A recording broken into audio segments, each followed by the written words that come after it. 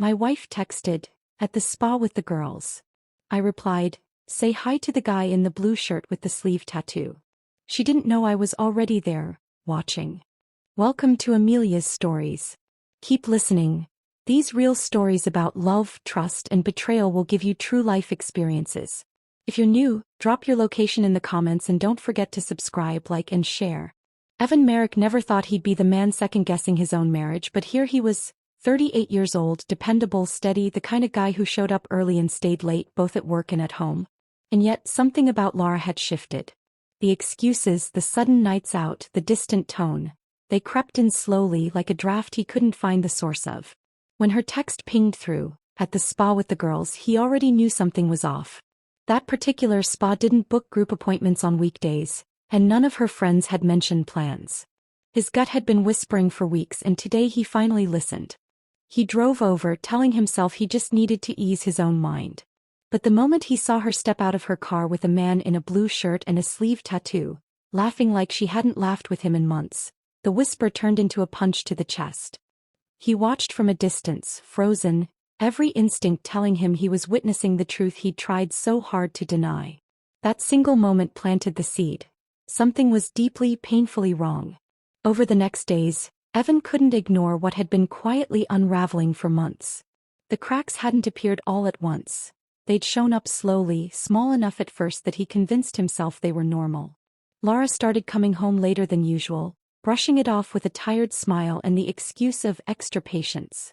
But the faint scent she carried, clean, generic hotel soap, didn't match a dental office. He noticed new lingerie tucked into the laundry, things she never wore for him, and when he asked, she breezily claimed they were on sale. Then came the girls' nights, sudden and frequent. Yet every time he casually mentioned them to her friends, he got puzzled looks or vague half-answers. It wasn't definitive proof, but each inconsistency added weight to the growing knot in his chest. He kept telling himself Laura might just be stressed, overwhelmed, searching for space. People change. Marriages hit rough patches. But what broke him wasn't the lies, it was the distance. She no longer reached for him. She kept her phone tucked against her body like it held state secrets. Even small gestures, a hand on her shoulder, a kiss goodnight, made her stiffen. That silent recoil did more damage than any argument ever could. Evan realized he was living beside a stranger who didn't want to be touched, questioned, or truly seen. And as much as he wanted to believe this was fixable, something in his gut finally admitted the truth. He had to know what was happening, no matter how painful the answer turned out to be. Evan walked into the spa with a steady, controlled breath, masking the storm inside him. He approached the front desk, asking about gift cards with a polite smile, giving himself a reason to be there without drawing suspicion. As the receptionist explained prices, his eyes drifted to the hallway lined with frosted glass panels, opaque enough to distort shapes, clear enough to catch movement. He moved casually, pretending to admire decor while inching toward the waiting area. When he finally had a clean angle, the scene hit him harder than he expected. Laura sat beside the tattooed man he'd seen earlier, Trent Calloway. She wasn't just relaxed, she was glowing, laughing in a way that didn't belong to the woman who barely looked at him at home. Their knees touched in a way that spoke of comfort, not accident.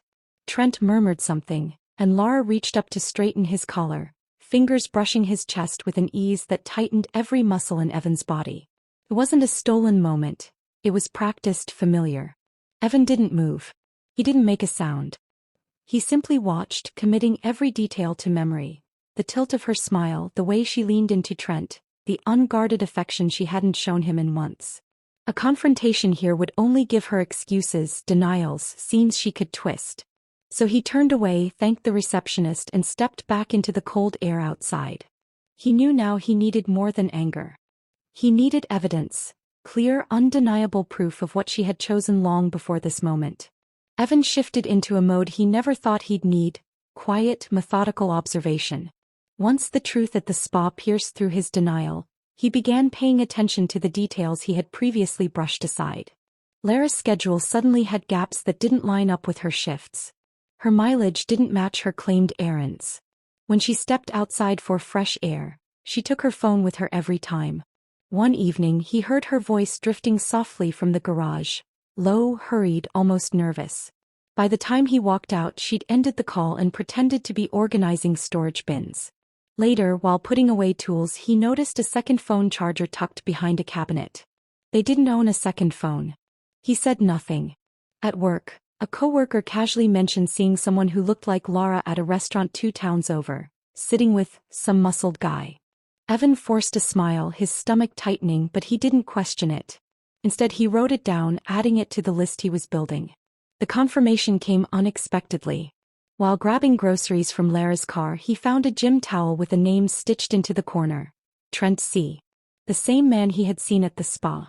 The same tattooed stranger she leaned into so comfortably. The pattern was no longer a string of odd moments. It was a timeline. And as each piece fit together, Evan understood this wasn't a new mistake or a sudden lapse. This was an ongoing betrayal, carefully hidden and intentionally fed. He kept his calm. He kept collecting. The truth was assembling itself, and he wasn't going to interrupt it. The weight of weeks spent in quiet observation began to crush Evan. Nights stretched endlessly, the ceiling of his bedroom offering no comfort, only reflections of a life unraveling. He couldn't sleep, couldn't eat normally. His hands shook at the slightest touch, whether holding a coffee mug or signing documents at work. The humiliation was private, hidden behind a calm demeanor, but it burned in him every second he saw Laura acting as if nothing had changed.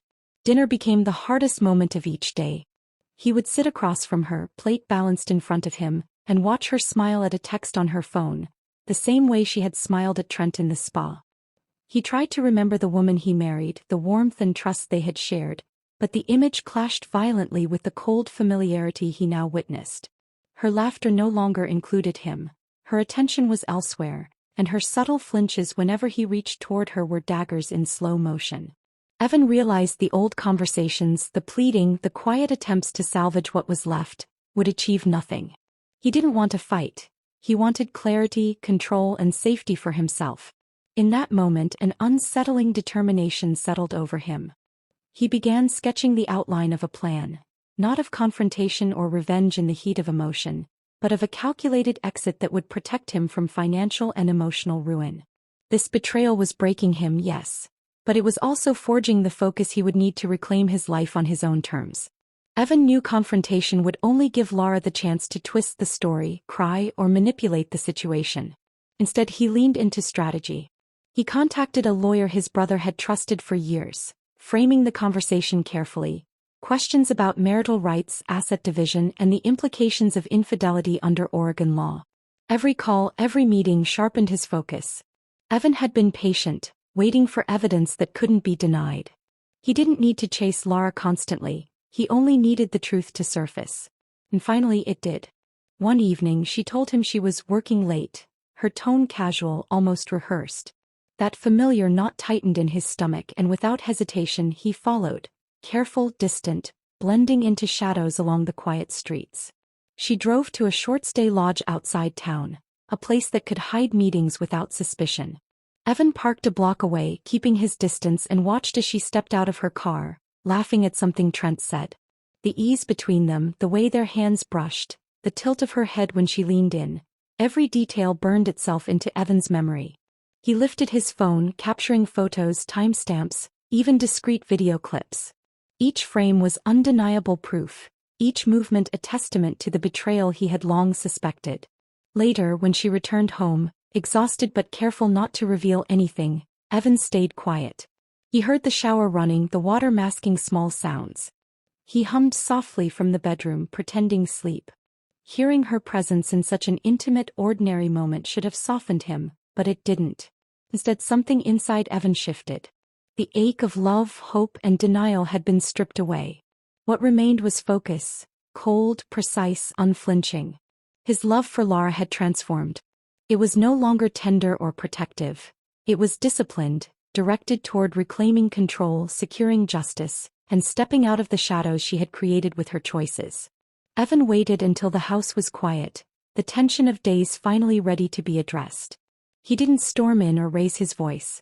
Instead, he invited Laura to the kitchen table, his expression neutral, composed. She sensed a change immediately. This was not the Evan who begged for explanations or pleaded for honesty. This was someone calm, collected, and utterly certain. He placed a single photo in front of her. Lara and Trent, hands brushing, laughing outside the lodge. The image was clear, unmistakable. Her fork clattered onto the plate as color drained from her face. For a moment she opened her mouth, stammering, trying to form excuses. "It's not what it looks like," she whispered, desperation edging her tone. Evan didn't raise his voice. He didn't shout. He simply let the stillness speak. His calmness was heavier than any accusation, a weight that pressed her into silence. When she realized he had evidence, her panic surfaced fully.